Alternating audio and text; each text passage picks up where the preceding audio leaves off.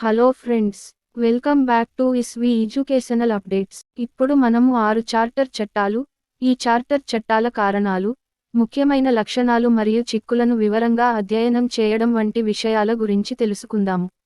ముందుగా మనము చార్టర్ చట్టాలు అంటే ఏమిటో తెలుసుకుందాము. చార్టర్ చట్టాలు అనేవి ఈస్ట్ ఇండియా కంపెనీ వ్యవహారాలను నియంత్రించడానికి మరియు బ్రిటిష్ ఇండియాలో పాలన మరియు పరిపాలన యొక్క అభివృద్ధి చెందుతున్న అవసరాలను తీర్చడానికి బ్రిటిష్ పార్లమెంట్ ఆమోదించిన చట్టాల శ్రేణి. ఇవి మొత్తం 6 చట్టాలు. అవి ఏమిటో ఇప్పుడు చూద్దాం. మొదటిది 1773 నియంత్రణ చట్టం. బ్రిటిష్ ఇండియాలో కేంద్ర పరిపాలనా వ్యవస్థను స్థాపించడానికి 1773లో రెగ్యులేటింగ్ చట్టం ప్రవేశపెట్టబడింది. బ్రిటిష్ ఈస్ట్ ఇండియా కంపెనీ కార్యకలాపాలను నియంత్రించడానికి ఈ చట్టం తీసుకురాబడింది. బ్రిటిష్ ఇండియాలో పరిపాలన సంస్కరణను తీసుకురావడానికి బ్రిటిష్ పార్లమెంట్ చొరవ ఇది. చట్టంలోని కీలక నిబంధనలు లేదా ప్రధాన లక్షణాలు ఏమిటి అంటే: బెంగాల్ గవర్నర్ జనరల్ కార్యాలయం పరిచయం. బెంగాల్ గవర్నర్ కార్యాలయాన్ని బెంగాల్ గవర్నర్ జనరల్ అని కూడా పిలుస్తారు. ఫోర్ట్ విలియం ప్రెసిడెన్సీ గవర్నర్ కార్యాలయంలో పునర్నిర్మించారు. ఈ హోదాను పొందిన మొదటి వ్యక్తి లార్డ్ వారెన్ హేస్టింగ్స్. గవర్నర్ జనరల్కు సహాయం చేయడానికి కార్యనిర్వాహక మండలిని ఏర్పాటు చేయడం. గవర్నర్ జనరల్కు సహాయం చేయడానికి 4 సభ్యులతో కూడిన కార్యనిర్వాహక మండలిని ఏర్పాటు చేశారు. బొంబాయి మరియు మద్రాస్ ప్రెసిడెన్సీల గవర్నర్లు బెంగాల్ గవర్నర్ జనరల్కు అధీనంలో ఉన్నారు. బొంబాయి మరియు మద్రాస్ గవర్నర్లను బెంగాల్ గవర్నర్ జనరల్కు అధీనంలో ఉంచారు. అధికారం బెంగాల్ గవర్నర్ జనరల్ను అంతిమంగా చేశారు. ఫోర్ట్ విలియం వద్ద సుప్రీంకోర్టు ఏర్పాటు. 1774లో కలకత్తాలో ఒక ప్రధాన న్యాయమూర్తి మరియు 3 ఇతర న్యాయమూర్తులతో ఫోర్ట్ విలియం వద్ద సుప్రీంకోర్టు ఆఫ్ జ్యుడికేచర్ స్థాపించబడింది. ఈ కోర్టు అధికార పరిధి బొంబాయి, మద్రాస్ మరియు బెంగాల్ ప్రెసిడెన్సీ పరిధిలోని అన్ని ప్రాంతాలకు విస్తరించింది. అవినీతిని అరికట్టడానికి సంస్కరణలు. ఈ చట్టం కంపెనీ సేవకులు ఎటువంటి ప్రైవేట్ వ్యాపారంలో పాల్గొనకుండా లేదా స్థానిక ప్రజల నుండి లంచాలు మరియు బహుమతులు స్వీకరించకుండా నిషేధాన్ని తీసుకువచ్చింది. కంపెనీలను డైరెక్టర్ 5 సంవత్సరాల కాలానికి ఎన్నుకోవాలి మరియు వారిలో 4వ వంతు మంది ప్రతి సంవత్సరం పదవీ విరమణ చేసేవారు. తిరిగి ఎన్నికయ్యే విధానం అందుబాటులో లేదు. చట్టం యొక్క సహకారం ఏమిటి అంటే: న్యాయవ్యవస్థ నిర్మాణంలో మార్పులు. ఈ చట్టం దేశంలో న్యాయవ్యవస్థ నిర్మాణంలో చాలా డైనమిక్ మరియు ముఖ్యమైన మార్పులను తీసుకువచ్చినందున దీనిని ఒక మైలురాయి చట్టంగా పరిగణిస్తారు. Court of directors (COD). ఈ చట్టం కోర్ట్ ఆఫ్ డైరెక్టర్స్ రాజ్యాంగంలో కొన్ని ముఖ్యమైన మార్పులను అందించింది. మొదటిసారిగా, కంపెనీ రాజకీయాలు మరియు పరిపాలనా విధులు గుర్తించబడ్డాయి. ఈ చట్టం దేశంలో కేంద్ర పరిపాలనకు పునాది వేసింది కూడా. ఈ చట్టం మొదటిసారిగా కలకత్తాలో సుప్రీంకోర్టును సృష్టించింది. దీని వలన సరైన న్యాయ వ్యవస్థ మరియు న్యాయ వ్యవస్థ కొంతవరకు నియంత్రించబడింది. భారతదేశంలో మొదటిసారిగా విద్యావంతులైన న్యాయమూర్తులను సుప్రీంకోర్టులో భాగపరిచారు. చట్టం 1773 నియంత్రణ లోపాలు ఏమిటో చూద్దాం. ఈ చట్టం లేకుండా గవర్నర్ జనరల్కు ఎటువంటి వీటో అధికారం చేసింది. అతని కౌన్సిల్ సభ్యుల మెజారిటీ నిర్ణయం ద్వారా అతను చాలాసార్లు తిరస్కరించబడ్డాడు. అతను తన అన్ని చర్యలకు డైరెక్టర్ల కోర్టుకు బాధ్యత వహించేవాడు మరియు భారతదేశంలో తీసుకున్న పరిపాలనా నిర్ణయాలకు జవాబుదారీగా ఉండేవాడు. పరిపాలన బలహీనత. బొంబాయి మరియు మద్రాస్ ప్రెసిడెన్సీల గవర్నర్లు అధీనులుగా ఉండేవారు మరియు అంతిమ అధికారాలు గవర్నర్ చేతుల్లో ఉంచబడ్డాయి. ఇది అధీన స్థాయిలలో పరిపాలన బలహీనతకు మరియు అవినీతికి దారితీసింది. అధికారాల విభజన లేకపోవడం. ఫోర్ట్ విలియమ్స్లోని సుప్రీంకోర్టు అధికారాలు మరియు అధికార పరిధికి సంబంధించిన నిబంధనలు అస్పష్టంగా మరియు లోపభూయిష్టంగా ఉన్నాయి. గవర్నర్ జనరల్ మరియు సుప్రీంకోర్టు అధికార విభజనను ఇది విడదీయలేదు. కంపెనీ అధికారుల ప్రవర్తన ఉంది. ఫలితంగా గవర్నర్ జనరల్ మరియు సుప్రీంకోర్టు మధ్య ఉద్రిక్తతలు ఏర్పడ్డాయి. ఈస్ట్ ఇండియన్ కంపెనీకి ఆదాయం చెల్లిస్తున్న భారతదేశ ప్రజల స్థితి లేదా ఆందోళన గురించి ఈ చట్టం మౌనంగా ఉంది. గవర్నర్ జనరల్ పంపిన నివేదికలను పరిశీలించడంలో పార్లమెంటు అసమర్థంగా ఉంది. నెక్స్ట్ రెండవది, పిట్స్ ఇండియా చట్టం 1784. British Pradhan Mantri William pit the younger పేరు మీద పిట్స్ ఇండియా చట్టం 1784 బ్రిటిష్ ప్రభుత్వం మరియు ఈస్ట్ ఇండియా కంపెనీ మధ్య ద్వంద్వ నియంత్రణ వ్యవస్థను స్థాపించింది. ఈ వ్యవస్థలో, కంపెనీ వాణిజ్యం మరియు రోజువారీ కార్యకలాపాల నియంత్రణను నిలుపుకుంది. అయితే కీలకమైన రాజకీయ నిర్ణయాలు బ్రిటిష్ ప్రభుత్వంతో నిరంతరంగా కమ్యూనికేషన్లో ఉన్న డైరెక్టర్ల ప్రైవేట్ కమిటీకి 3 వదిలివేయబడ్డారు. ఈ వ్యవస్థ 1858 వరకు కొనసాగింది. పిట్స్ ఇండియా చట్టం 1784 చారిత్రక నేపథ్యం ఏమిటో చూద్దాం. 1781లో చట్టం 1773ని నియంత్రించిన తర్వాత, కంపెనీ వ్యవహారాలను సెలెక్ట్ మరియు సీక్రెట్ కమిటీ రెండు దర్యాప్తు చేశాయి. ఇందులో బెంగాల్ కౌన్సిల్తో సుప్రీంకోర్టుకు ఉన్న సంబంధం కూడా ఉంది. మరాఠా యుద్ధానికి గల కారణాలను రహస్య కమిటీ దర్యాప్తు చేసింది. యుద్ధం తమను ఇబ్బంది పెట్టిందని కంపెనీ డైరెక్టర్లు అంగీకరించారు మరియు రాష్ట్రం నుండి మరో £1 మిలియన్ రుణం కోరింది. పిట్ ఇండియా చట్టం బ్రిటిష్ ఈస్ట్ ఇండియా కంపెనీ మరియు బ్రిటిష్ ప్రభుత్వం భారతదేశంపై నియంత్రణను పంచుకునే వ్యవస్థను ఏర్పాటు చేసింది. ఈ పరివర్తనలు 1858 వరకు కొనసాగాయి. దీనిని పిట్స్ చట్టం 1784 అని ఎందుకు పిలుస్తారు అంటే, 1783లో 24 సంవత్సరాల వయస్సులో పిట్ ది యంగర్ భవనంలో అతిపిన్న వయస్కుడైన ప్రధానమంత్రి అయ్యాడు. పిట్ ఒక ప్రతిభావంతులైన నిర్వాహకుడు, అతను తరువాతి తరం నాయకులకు మార్గదర్శకత్వం వహించే సామర్థ్యం మరియు మార్పును సమర్థించాడు. ఈ చట్టం 1784లో చిన్న విలియం పిట్ కాలంలో ఆమోదించబడింది.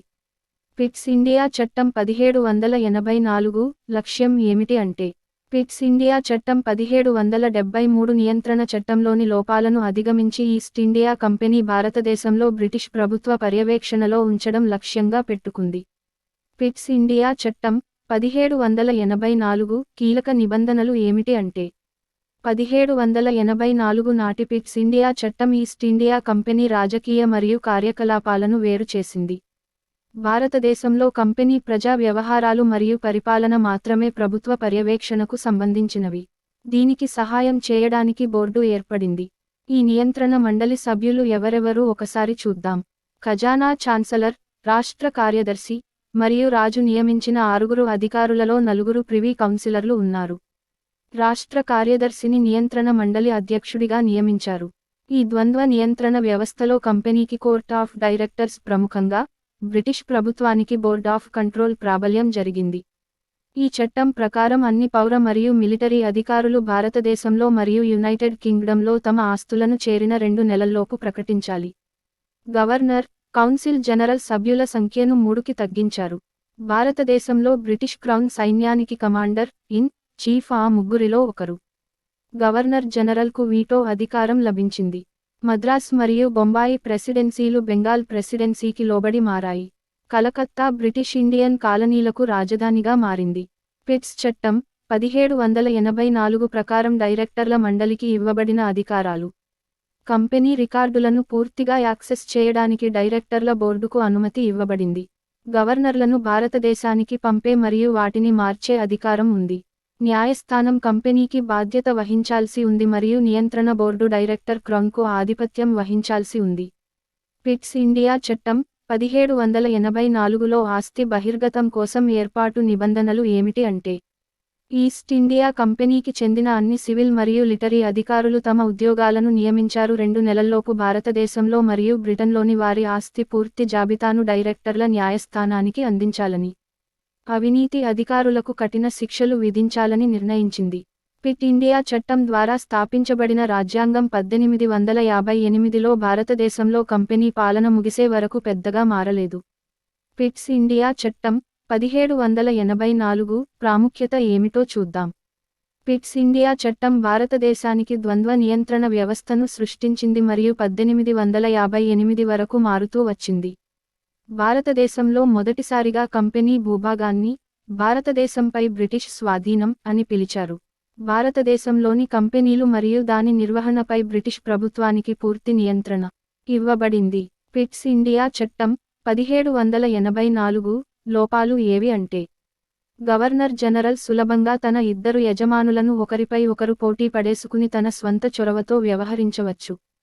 ఒక భిన్నాభిప్రాయాల కౌన్సిల్ మరియు గవర్నర్ జనరల్ దాని నిర్ణయాలను వీల్లేకపోవడం అతన్ని అసమర్థుడిని చేస్తుంది, ప్రత్యేకించి దళాలను ఉపయోగిస్తుంది. అతని అధికారం పరిమితంగా ఉంటే, ప్రభుత్వ పర్యవేక్షణ మరియు కంపెనీ అధికారాల మధ్య పరిమితులు ప్రారంభం నుండి తప్పుగా నిర్వహించబడ్డాయి మరియు చాలా ఆత్మాశ్రయమైనవి కావడానికి కారణం. బ్రిటిష్ ఆక్రమిత ప్రాంతాలలో స్థానిక ప్రజల పట్ల మెరుగైన చికిత్స కోసం మానవతావాద విజ్ఞప్తులు బ్రిటిష్ ప్రభుత్వాన్ని చర్య తీసుకోవలసి వచ్చింది. బోర్డు బంధుప్రీతి నియంత్రణ ఆరోపణలు ఎదుర్కొంటుంది. Board of control, court of control మరియు గవర్నర్ జనరల్ ఇన్ కౌన్సిల్ డైరెక్టర్లకు చట్టం ప్రకారం అధికార పరిధి ఇవ్వబడింది. కానీ ఈ సమస్య నిష్పాక్షికంగా కాకుండా ఆత్మాశ్రయమైనది కాబట్టి స్పష్టమైన సరిహద్దులను ఏర్పాటు చేయలేకపోయారు. 1784 పిట్ ఇండియా చట్టం ఈస్ట్ ఇండియా కంపెనీ రాజకీయ మరియు కార్యకలాపాలను వేరు చేసింది. కలకత్తా బ్రిటిష్ ఇండియన్ కాలనీలకు రాజధానిగా మారింది. మద్రాస్ మరియు బాంబే ప్రెసిడెన్సీలు బెంగాల్ ప్రెసిడెన్సీకి లోబడి మారాయి. పిట్ ఇండియా చట్టం ద్వారా స్థాపించబడిన రాజ్యాంగం 1858లో భారతదేశంలో బ్రిటిష్ పాలన ముగిసే వరకు పెద్దగా మారలేదు. స్థానిక ప్రజలను మెరుగ్గా చూసుకోవాలంటే మానవతావాద విజ్ఞప్తి ప్రభుత్వం చర్య తీసుకోవలసి వచ్చింది. నెక్స్ట్ మూడవ చట్టం 1793 చార్టర్ చట్టం. 1793 చార్టర్ చట్టం ఈస్ట్ ఇండియా కంపెనీ హక్కులు మరియు ప్రత్యేకాధికారాలను మరో 20 సంవత్సరాలు పునరుద్ధరించింది. ఇది భారతదేశంలో దాని నిరంతర ఆధిపత్యాన్ని తెలియజేస్తుంది. 1793 చార్టర్ చట్టం వెనుక కారణాలు ఒకసారి చూద్దాం. భారతదేశంలో ఈస్ట్ ఇండియా కంపెనీ కార్యకలాపాలను కాలానుగుణంగా సమీక్షించి, తిరిగి అధికారం ఇవ్వాలనే శాసన నిబంధన కారణంగా 1793లో కంపెనీ హక్కులను పునరుద్ధరించడం తప్పనిసరి అయింది. 1793 చార్టర్ చట్టం విస్తృత నమూనాలో భాగం. దీనిలో బ్రిటిష్ పార్లమెంట్ ప్రతి 20 సంవత్సరాలకు ఒకసారి కంపెనీ పరిపాలన మరియు వాణిజ్య కార్యకలాపాలను సమీక్షిస్తుంది.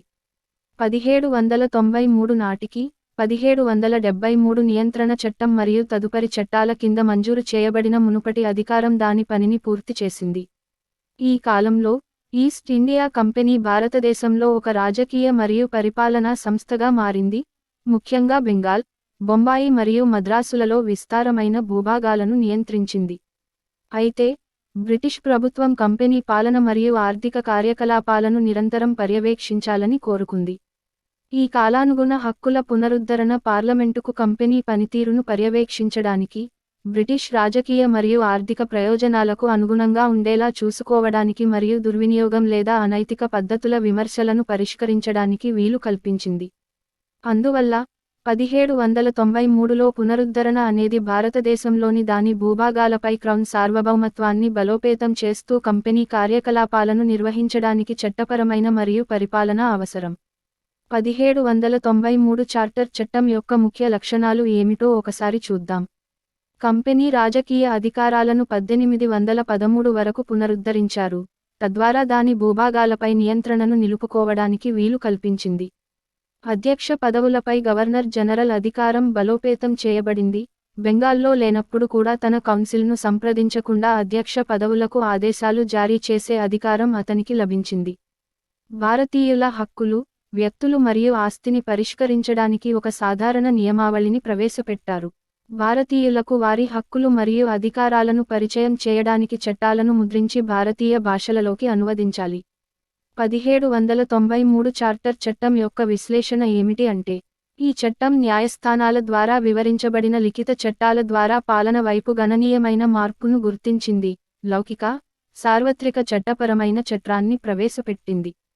1784 నాటి పిట్స్ ఇండియా చట్టం ద్వారా ప్రారంభించబడిన ధోరణిని కొనసాగిస్తూ, గవర్నర్ జనరల్ కార్యాలయంలో అధికార కేంద్రీకరణను కూడా ఇది ముందుకు తెచ్చింది.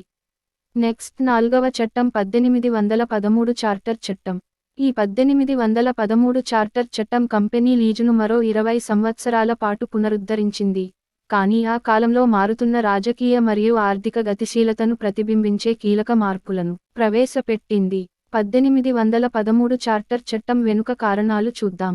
1793 చట్టం ప్రకారం మంజూరు చేయబడిన ప్రత్యేకాధికారాల గడువు ముగియడం, ముఖ్యంగా నెపోలియన్ కాంటినెంటల్ వ్యవస్థ యూరోపియన్ వాణిజ్యానికి అంతరాయం కలిగించిన తర్వాత, బ్రిటన్లో స్వేచ్ఛ, వాణిజ్య ప్రియుల నుండి పెరుగుతున్న డిమాండ్లు, బ్రిటన్లోని సంస్కరణవాద సమూహాలు మరియు సువార్థికుల నుండి సైద్ధాంతిక ఒత్తిళ్లు, యుద్ధాలు మరియు వాణిజ్య ఎదురుదెబ్బల కారణంగా కంపెనీ ఆర్థిక ఇబ్బందులను ఎదుర్కొంది.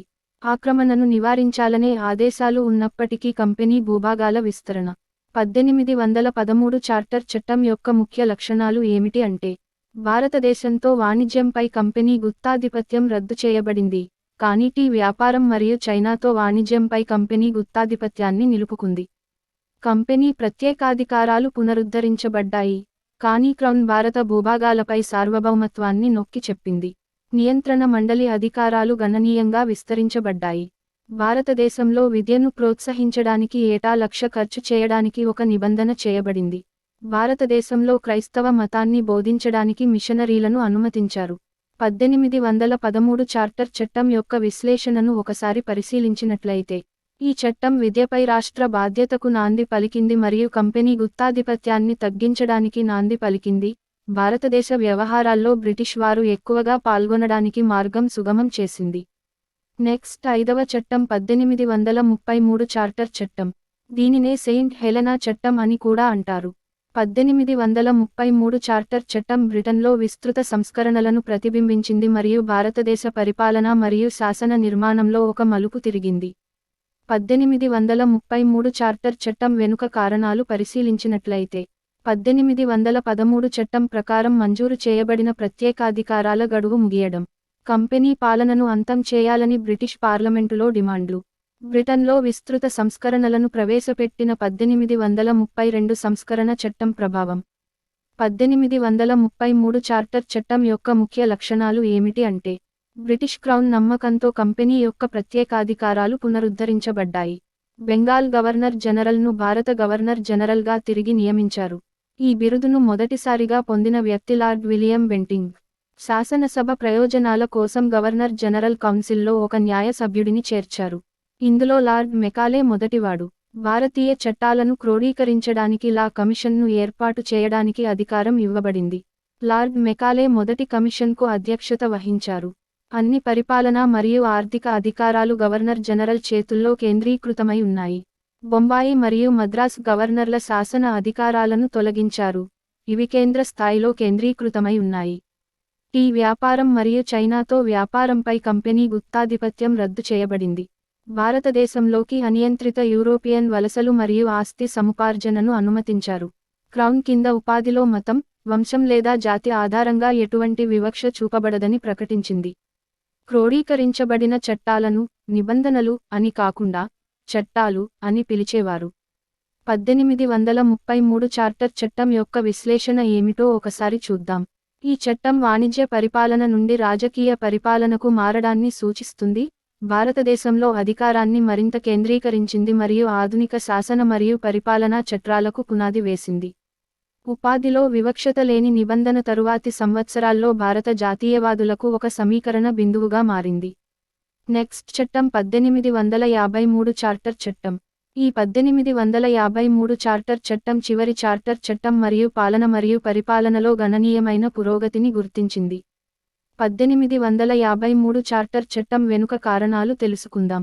డబుల్ కంట్రోల్ సిస్టమ్ యొక్క అసమర్థతలు, కోర్టు ఆఫ్ డైరెక్టర్స్ మరియు బోర్డ్ ఆఫ్ కంట్రోల్. 1833 చట్టం ద్వారా స్థాపించబడిన శాసన యంత్రాంగాన్ని సవరించాల్సిన అవసరం ఉంది. సింధ్ మరియు పంజాబ్ వంటి కొత్తగా స్వాధీనం చేసుకున్న భూభాగాలకు పరిపాలనా వసతి అవసరం. వికేంద్రీకరణ మరియు పరిపాలనలో భారతీయ భాగస్వామ్యం కోసం పెరుగుతున్న డిమాండ్లు. పరిపాలనా సంస్కరణల కోసం బ్రిటిష్ ఇండియన్ అసోసియేషన్ వంటి ప్రాంతీయ సంఘాల పిటిషన్లు. 1853 చార్టర్ చట్టం యొక్క ముఖ్య లక్షణాలు ఏమిటి అంటే, కంపెనీ అధికారాలను పునరుద్ధరించారు కానీ కాలపరిమితిని పేర్కొనలేదు. ఇది గవర్నర్ జనరల్ కౌన్సిల్ యొక్క శాసన మరియు కార్యనిర్వాహక విధులను వేరు చేసింది. ఇది ప్రత్యేక గవర్నర్ జనరల్ శాసన మండలిని ఏర్పాటు చేసింది. ఇండియన్ సివిల్ సర్వీసెస్ (ICS) లో నియామకాల కోసం బహిరంగ పోటీని ప్రవేశపెట్టడం ద్వారా భారతీయులకు ఇది అందుబాటులోకి వచ్చింది. గవర్నర్ జనరల్ శాసన మండలికి 6 సభ్యులు జోడించబడ్డారు. 4 ప్రాంతీయ ప్రభుత్వాలు నామినేట్ చేశాయి. బ్రిటిష్ పార్లమెంట్ను పోలిన విధానపరమైన లక్షణాలను స్వీకరించారు. 1853 చార్టర్ చట్టం యొక్క విశ్లేషణను ఒకసారి చూద్దాం. ఈ చట్టం ప్రాథమిక శాసనసభకు పునాది వేసింది, శాసన మరియు కార్యనిర్వాహక విధులను వేరు చేసింది మరియు భారతీయులకు ICSని తెరిచింది. అయినప్పటికీ శాసన ప్రక్రియలో భారతీయులను చేర్చలేదు. ఇది కంపెనీని నిలుపుకోవడం మరియు ప్రత్యక్ష క్రౌన్ పాలన వైపు వెళ్లడం పట్ల విరుద్ధమైన బ్రిటిష్ వైఖరిని ప్రతిబింబిస్తుంది. చివరిగా చెప్పదలసిన విషయం ఏమిటి అంటే, 1793, 1813, 1833 మరియు 1853 చార్టర్ చట్టాలు భారతదేశంలో బ్రిటిష్ పాలన యొక్క పరిణామాన్ని సమిష్టిగా గుర్తించాయి. ఇది వాణిజ్య దోపిడీ నుండి కేంద్రీకృత వలస పరిపాలనకు పరివర్తన చెందింది. ప్రతి చట్టం దాని కాలంలోని తక్షణ రాజకీయ, ఆర్థిక మరియు సైద్ధాంతిక సందర్భాలను ప్రతిబింబించినప్పటికీ, ఇది తూర్పు ఇండియా కంపెనీ యొక్క వాణిజ్య లక్షణాన్ని క్రమంగా క్షీణింపజేసింది. 1858లో బ్రిటిష్ కిరీటానికి అధికార బదిలీలో ముగిసింది. ఈ చట్టాలు భారతదేశంలో ఆధునిక పరిపాలన మరియు శాసన పద్ధతులకు పునాది వేశాయి, దేశ వలస చరిత్ర మరియు వారసత్వాన్ని రూపొందించాయి. ఎవరైతే ఈ వీడియో ఫస్ట్ టైం చూస్తున్నట్లయితే వారు తప్పకుండా మన ఛానల్ను సబ్స్క్రైబ్ చేసుకోండి. అలాగే ఈ వీడియో చూస్తున్న ప్రతి ఒక్కరూ లైక్ చేసి మీ ఫ్రెండ్స్కి షేర్ చేయండి.